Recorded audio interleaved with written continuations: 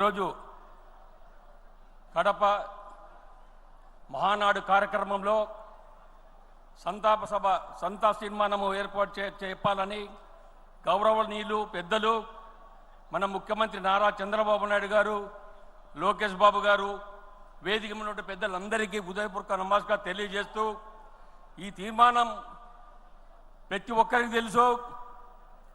రాష్ట్రంలో ఒక రాక్షసుడు రాజ్య పరిపాలన, గత ప్రభుత్వంలో ఒక రాక్షసుడు రాజ్యం ఏలాడు. పొరపాటున ఓటు వేసి తప్పు చేసినామని చెప్పేసి చంపలేయించుకునే పరిస్థితి వచ్చినప్పుడు కానీ ప్రజలందరూ కూడా గమనించారు, ఇటువంటి దుర్మార్గునిగా మేము ఓటు వేసింది. రాష్ట్రం దివాలా తీయించి రాష్ట్రంలో ఉన్నటువంటి తెలుగుదేశం పార్టీ కార్యకర్తల మీద కేసులు పెట్టడం, ఏదైతే తెలుగుదేశం పార్టీ బలపరుస్తున్నారో, జిల్లాలో ఎక్కడెక్కడ తెలుగుదేశం పార్టీ లీడర్లు ఉన్నారో ఏరి ప్రతి ఒక్కరి మీద కేసులు పెట్టారు. కొన్ని జాగాలైతే మాచర్లు, అక్కడైతే తెలుగుదేశం పార్టీ వాళ్ళ మీద రాళ్లతో కొట్టి మర్డర్లు చేసి చాలా మంది హతమార్చడం కూడా జరిగింది. మానభంగాలు చేశారు. ఈ దుర్మార్గ ప్రభుత్వం ఎంత అవమానం చేసిందో అందరికీ తెలుసు. అది కాకుండా మన లీడర్ మీద, మన చంద్రబాబు అన్న మీద కూడా ఎన్నో కేసులు పెట్టడం ఏదో చూశారు. కానీ వాళ్ళ తప్పులు ఆడలేదు, వాళ్ళ పప్పులు ఉడకలేదు. చంద్రబాబు అంటే వాళ్ళకి తెలియదు. చంద్రబాబు నాయుడు నిదానం ఆలోచించి చేస్తాడు. నీ మాది తొందరపడి పని చేసే వ్యక్తి కాదు.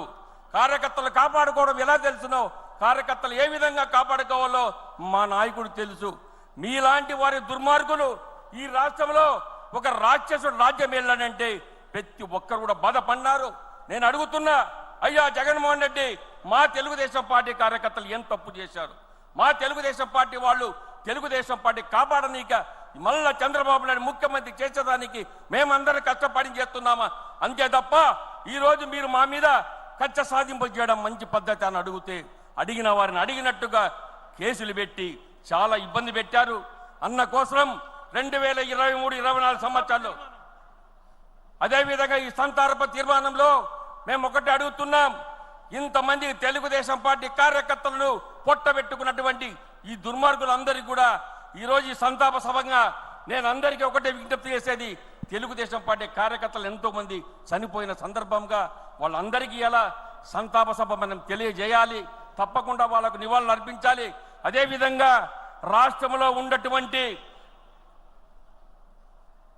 జిల్లాల వారిగా చూస్తే అరకు 59, శ్రీకాకుళం 30 మంది, విజయనగరం 23 మంది, విశాఖపట్నం 35 మంది, అనకాపల్లి 16 మంది, కాకినాడ 2, అమలాపురం 58 మంది, రాజమండ్రి 5 మంది, నర్సాపురం 17 మంది, ఏలూరు 6 మంది, మచిలీపట్నం 55, విజయవాడ 30 మంది, గుంటూరు 144, నర్సరావుపేట 37, అదేవిధంగా బాపట్ల 36, ఒంగోలు 58, నంద్యాల 53, కర్నూలు 77, అనంతపురం 159, హిందూపూర్ 15, కడప 4, నెల్లూరు 26, తిరుపతి 43, రాజంపేట 16, చిత్తూరు 34, మొత్తం కలిపి 1030 మందిని పొట్టబెట్టుకున్నాడు గత ప్రభుత్వంలో.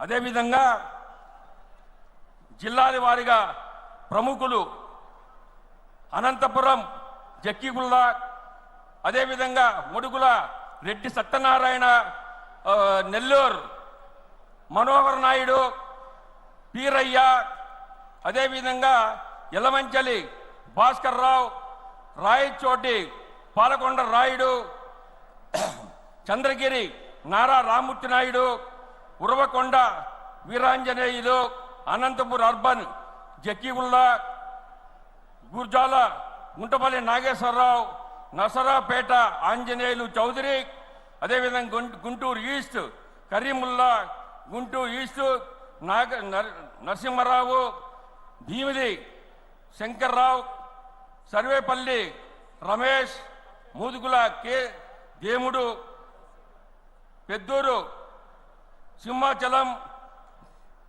అదేవిధంగా గన్నవరం మోహన్. ఇది కాకుండా పక్కన ఉన్న రాష్ట్రంలో తెలంగాణ ఉన్నటువంటి సరే అట్టే. అదేవిధంగా మీకందరికీ తెలుసు, పాకిస్తాన్లో ప్రేరేపిత ఉగ్రవాది దాడిలో ప్రాణాలు కోల్పోయిన భారత పౌరులకు మహానాడు సభ తీవ్ర సంతాపం తెలుపుతుంది. సింధూర్ ఆపరేషన్ అసూలు బాసిన వీర జవాన్ల మృతికి సంతాపం ప్రకటిస్తా ఉంది. ఈ యొక్క ప్రతి ఒక్కరు కూడా దీన్ని బలపరిచి ప్రతి ఒక్కరూ వీరందరూ చప్పట్ల మూలకంగా బలపరచాలని తెలియజేస్తా ఉన్నాను.